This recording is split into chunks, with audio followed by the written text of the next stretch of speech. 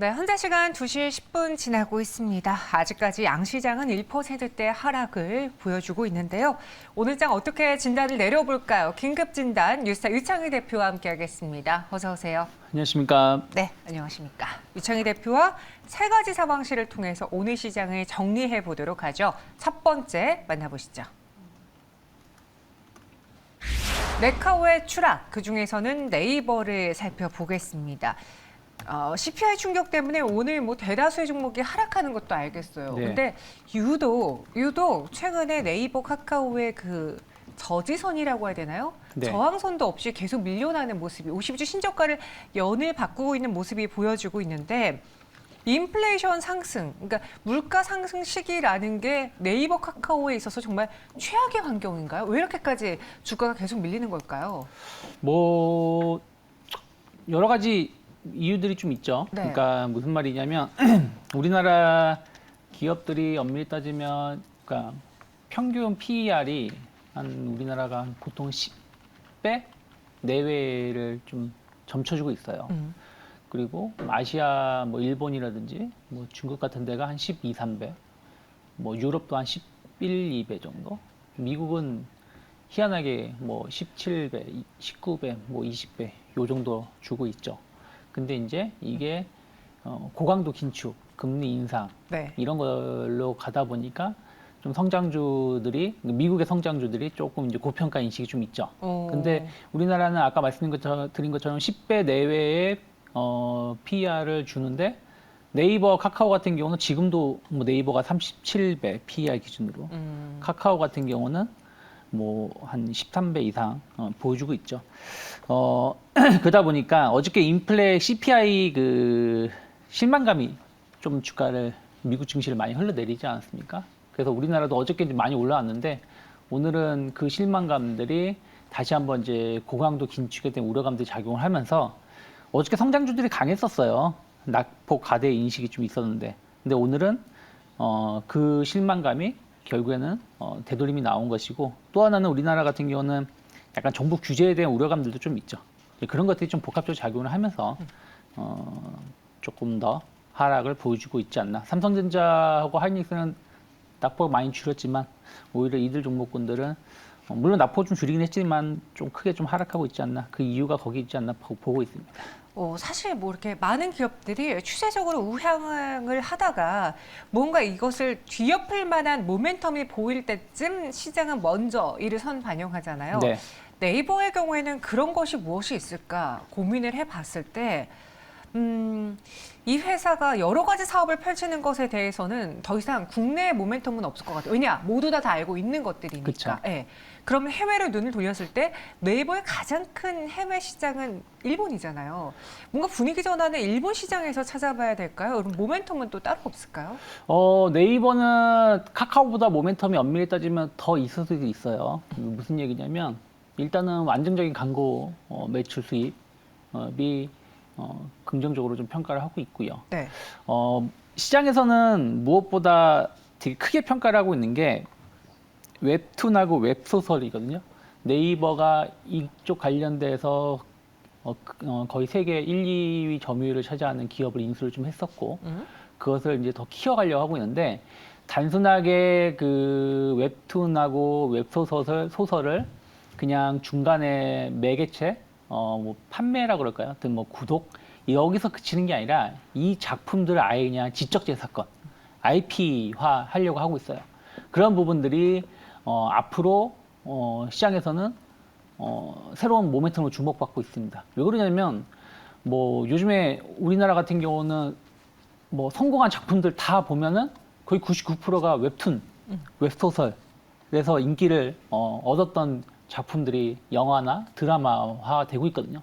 그래서 이것을 지적재산권화를 한다라면 그런 부분들에 대해서 상당한 성장 모멘텀을 가져갈 수 있다는 것이죠. 그래서 그런 것을 시장에서는 주목을 좀 하고 있고요. 그리고 이제 또 네이버는 카카오 대비해서 약간 소상공인 규제가 좀 제한적입니다. 적어요. 그러니까 골목상권 침해되는 내용들이 많지가 않아요.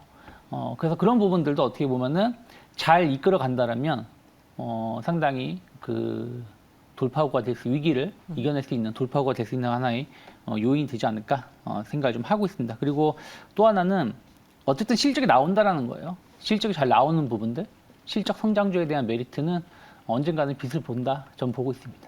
네. 네이버 카카오를 향해서 그 시선들이 모두 다 지금 차갑게 식어버렸어요.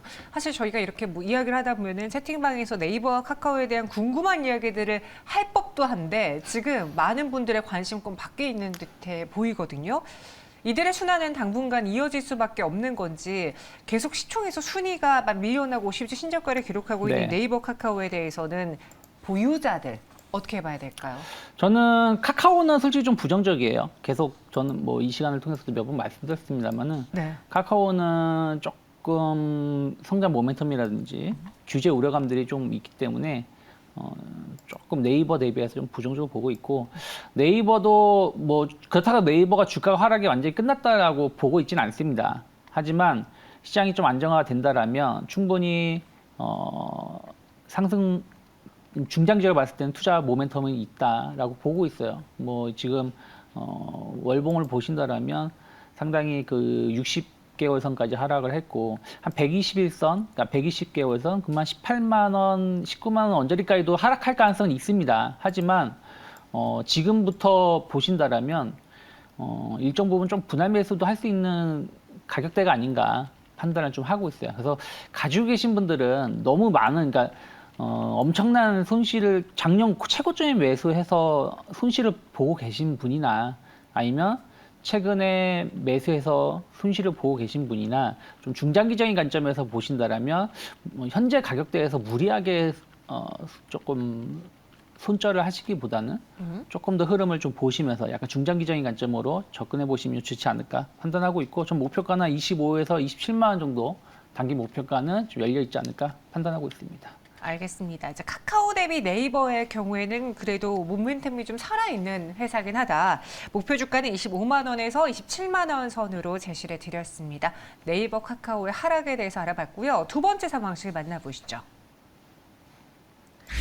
아이폰 14는 이 와중에도 잘 팔린다고 합니다. 그래서 BH와 LG이노텍이 최근에 그 가장 수혜주로 많이 거론되고 있는데 3분기 BH의 역대 최대 실적이 예상된다. 뭐 이것도 뭐 아이폰 14 덕분인가요?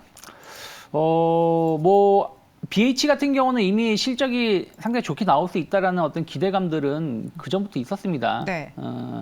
예를 들어서 그 물론 아이폰 향 매출이 증가한 부분들도 좀 있죠. 그러니까 어쨌든 제품은 지금 예약 판매, 예약 대기를 받고 있지만 이미 선도 주문한 게 있지 않습니까? 미리 만들어 놓고 판매를 해야 되니까. 그래서 그런 부분들이 약간 그 비수기 때 매출 공백 우려감을 좀 해소시켜 주었고 또 삼성전자 관련해 가지고도 계속해서 안정적인 매출을 보여주고 있어요. 특히 이제 삼성전기가 기판 시장을 철수했기 때문에 네. 그런 부분들이 또 BH가 또 반사익을 누리는 부분들이 좀 있고 또 북미 시장에서의 안정적인 IT 수요, 또 노트북향 OLED 탑재 수요가 계속 증가하고 있기 때문에 그러한 부분들이 BH의 실적을 상당히 견인시켜 줬고 또 그 차량용 무선 충전기 사업 부분도 인수하지 않았습니까?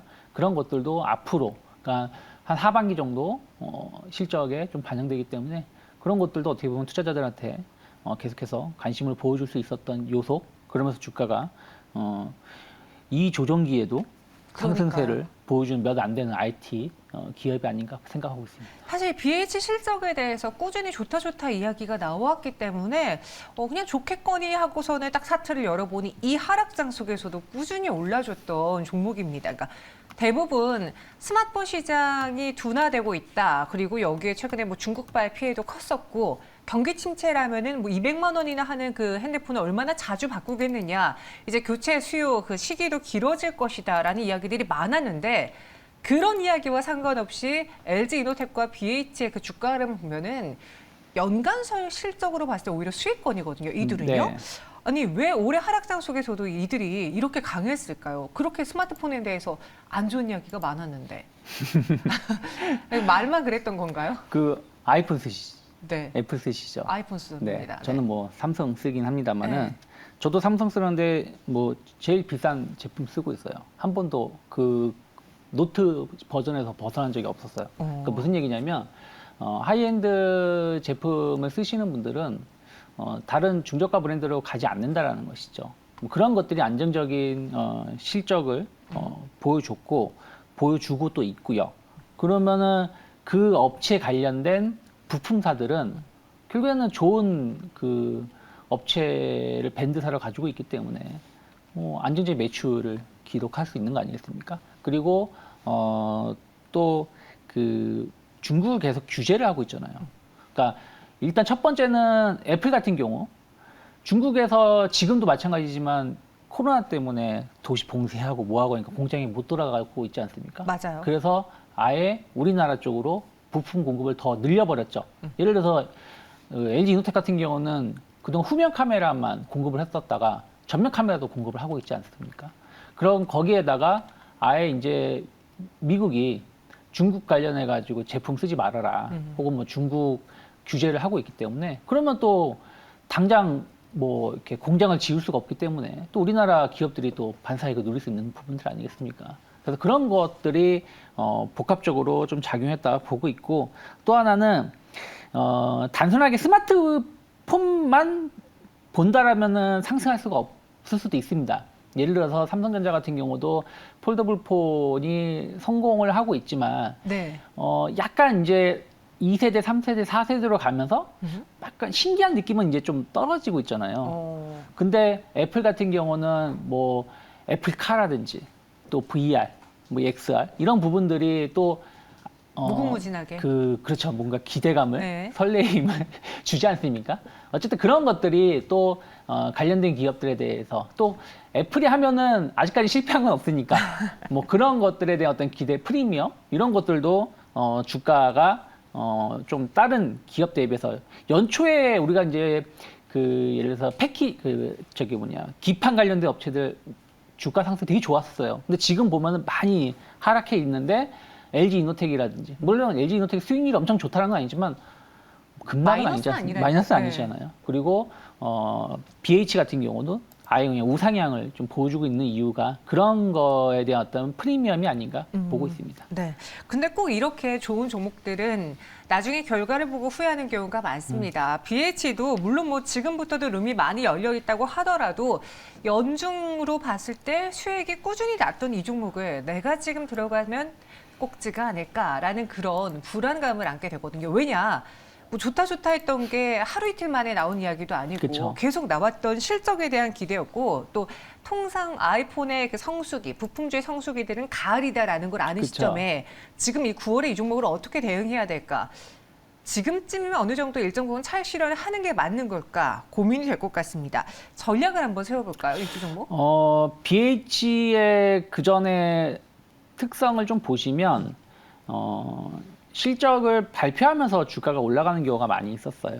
그러니까 실적 발표하기 전에 주가가 먼저 오른다라기보다는 네. 확인시켜주면서 주가가 올라가는 경우가 많이 있었기 때문에 지금은 일단은 좀 많이 올라온 상황이고, 그러니까 시장이 조정받았음에도 불구하고 많이 올라온 상황이기 때문에 약간 속도 조절은 필요하지 않을까 판단하고 있습니다. 그래서 일단 단기 목표가는 한 그 35,000원 정도는 열어놓고 있지만 그 이상 못 간다라는 게 아니라 약간의 횡보 장세, 약간 옆으로 좀 변동성 있는 모습들을 보여줄 수 있기 때문에 단기 트레이딩 관점에서의 접근, 그리고 약간 일정 부분 조정이 나왔을 때 저점 매수 이런 전략을 한 달에서 두 달 정도 진행하시고, 그러면서 이제 3분기 실적 발표를 할 때쯤 흐름들을 좀 보면서 조금 그때 가서 좀 공격적으로 접근해 보는 것이 좋지 않을까 판단하고 있습니다. 아, 그리고 여기 또 개인적인 의견을 덧붙여 볼게요. 제가 오늘 딱 시장이 하락하는 시초가를 봤을 때, 어떤 종목을 볼까? 제 관심 종목 안에 있는 종목을 쭉 훑어보면서, 네. 오늘이다, LG이노텍. 약간 이런 생각을 장 초반에 했었어요. 물론, 이런 날 누가 어떻게 삽니까? 사지는 네. 못했으나, BH와 LG이노텍에 대한 전망이 이렇게 좋은데, LG이노텍은 상대적으로 BH에 비해 못 갔다. 또 말씀해 주신 것처럼 LG이노텍은 나중에 뭐 애플카라던가 네. 뭐 XR도 뭐 거기에 뭐 카메라가 들어간다면 그쵸. LG이노텍의 쓰임새가 많지 않을까라는 생각이 들었거든요. 이 두 종목을 대결을 붙여보면은 뭐가 더 현 구간에서 매력적일까요? 일단은 좀 BH는 좀 이제 시가총이 가볍기 때문에 네. 좀 탄력성이 조금 좋게 나올 수 있는 부분들이 좀 있고요. 뭐 LG이노텍 같은 경우는 좀 무겁죠. 무거운데 또 LG이노텍 같은 경우는 또 연말에 좀 주가가 강했었어요. 최근에 보시면 2020년도에도 뭐 월봉 차트를 좀 보신다면 2020년도 같은 경우도 보면은 한 11월 혹은 1월 달이 좀 강했었고 뭐 작년 같은 경우도 뭐 그때도 강했었고 이런 것을 본다라면 좀 수렴을 하고 연말 그러니까 아예 1년치 실적 이런 것을 보면서 움직이는 부분들이 좀 있어서 전 지금은 좀 모아가시는 전략 나쁘지 않다. 이미 저점은 확인된 자리 아니겠습니까? 네. 그래서 한 1만 원, 30만 원 이렇게 이탈하지 않는다라면 분할 매수도 나쁘지 않다 판단하고 있습니다. 알겠습니다. LG이노텍에 대해서도 같이 들어봤고요. 마지막 상황실 빠르게 만나보시죠. JYP는 잘 나간다던데 YG엔터테인먼트는 점점점 오늘 뭐 엔터주들이 같이 시장 때문에 밀리기도 했지만 YG엔터테인먼트의 주가 하락이 유독 가팔랐습니다. 8%나 갑자기 뚝 떨어졌었어요. 그러니까 최근에 뭐 JYP 엔터는 CJ ENM의 총을 추월했다라는 이야기까지 들리고 있고 네. 지금 많은 그 애널리스트가 엔터주에 대한 의견 리포트를 낼 때 네. 대부분 최선호 JYP, 네. 차선호 YG 이야기하고 있거든요. 네. 뭐 최선우냐 차선우냐 그 둘의 차이 뿐인데 이렇게 주가는 벌어지는 걸까? 항상 뭐 1등주와 2등주의 아쉬움인 것이죠. 아유 2등 너무 아쉽습니다. 2등 입장에선 서러워요. 그렇죠. 네, 뭐 저도 계속 JYP 이야기했잖아요. JYP 네. 계속 JYP만 주구장창 말씀드렸었죠. 도대체 뭐가 그렇게 특별하게 다른 거예요? 근데 뭐 이 얘기는 몇 번 드렸었습니다만은 전 그게 나쁘다라고 말씀드리는 건 아닙니다. 하지만 지금 같은 시기에는 그게 조금 이제 수익성을 이제 깎아먹는 요소인데 JYP든 SM이든 하이브든 보시면 본연의 사업 기획사라든지 이런 공연 기획 뭐 이런 쪽에 집중되어 있기도 하지만 또 많은 또 다른 사업들도 많이 하거든요. 뭐 예를 들어서 SM 같은 경우는 말도 안 되게 뭐 그 라움시티 관련해가지고 네. 뭐 그런 것도 묶이기도 했었고, 그러니까 여러 사업을 하다 보니까 비용 통제가 안 되는 부분들이 좀 있다는 것이죠. 그래서 같은 매출을 보여준다고 하더라도 수익성은 조금 떨어질 수밖에 없다라는 거예요. 근데 지금은 긴축 시기 아니겠습니까? 현금 창출 능력이 최고입니다. 그래서 그런 것들이 JYP 엔터테인먼트가 한우물만 파는 부분들에 대해서 좋은 실적을 보여주죠. 이번에도 보시면 제일 좋은 실적 보여줬어요. JYP 엔터테인먼트가. 그러다 보니까 주가도 계속 올라가고 있는 것이 아닌가 판단하고 있습니다. 하지만 저는 뭐 시장이 이제 긴축이 조금 이제 둔화되거나 좀 안정화되거나 또 이제 다시 조금 이제 경기 부양 쪽으로 간다라면 또 뭐 그때는 또 YG 엔터테인먼트라든지 하이브라든지 SM이 더 치고 나갈 수도 있겠죠. JYP 네. 엔터테인먼트보다는. 하지만 지금은 그런 시기는 아니다 보니까 조금 이제 투자를 했을 때 결국에는 항상 보면 1등주가 제일 많이 가고 나머지 2등, 3등주가 뒤따라가는 정도의 순서를 보여줬기 때문에 주가도 그런 흐름을 보여주고 있지 않나 판단하고 있습니다. 오늘 뭐 엔터주 내에서는 저희 시청자분이 지금 살짝 언급해 주셨는데 큐브 엔터가 좀 강합니다. 7% 상승하고 있고 왜 그런가 봤더니 여자아이들 사실 큐브 엔터의 가장 기대주인 여자아이들이 이제 7개월 만에 컴백을 한다는 뉴스가 있거든요. 요거 때문인지는 모르겠으나 외국인의 최근 매수가 들어오면서 큐브 엔터가 상승을 보여주고 있습니다. 근데 아마 엔터주의 차트를 쭉 훑어보시면 아시겠지만 사실 많은 이들의 그 공통된 이야기가 엔터는 상저하고 올 것이다. 왜냐? 네. 하반기에 콘서트도 재개되고 해외 투어 나갈 수 있고 막 컴백하는 가수들도 많고 그랬는데 차트 열어보면 그 상반기에 기록했던 고점을 아무도 뚫어내지 못했어요. JYP 엔터테인먼트. JYP는 제하고요. 네. 근데 네. 저는 뭐 그래도 예를 들어서 SM 같은 경우 연적도 갖고 계셨다 그러면 네. 수익은 안 났어도 손실은 안 나셨을 거예요. 옆으로 쭉 행보했기 때문에. 이게 얼마나 사람 피 말리는지 아십니까? 그래도 아까 하락장에? 네이버처럼 마이너스 50% 아닌 게 알겠습니다. 어딥니까? 네네. YG 엔터테인먼트도 마찬가지예요. 그냥 지금 딱 가운데에 놓여 있어요. 상승과 하락의 가운데에 놓여 있다. 그러면 충분히 다시 박스가 상당히 올라갈 수 있다 보고 있어요. 아직 올해 지금 9월 중순이긴 합니다만은 3개월 반이 남았어요.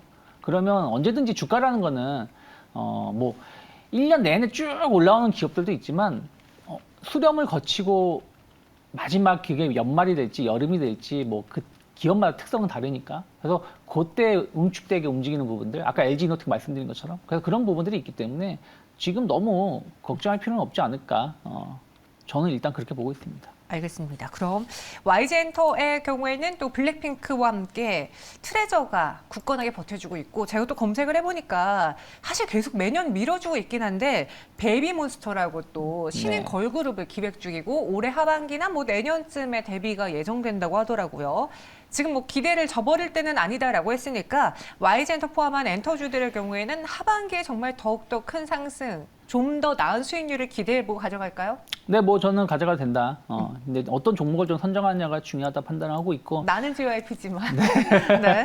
그래서 뭐 YG 엔터테인먼트 같은 경우도 뭐 5만 원을 크게 이탈하지 않는다라면 저는 다시 한번 6만 원대까지의 반등은 충분히 나올 수 있지 않을까 보고 있습니다. 알겠습니다. 이렇게 YG엔터까지 점검을 해봤습니다. 오늘의 긴급 진단은 유스타 유창희 대표와 함께했어요. 오늘 설명 고맙습니다. 고맙습니다.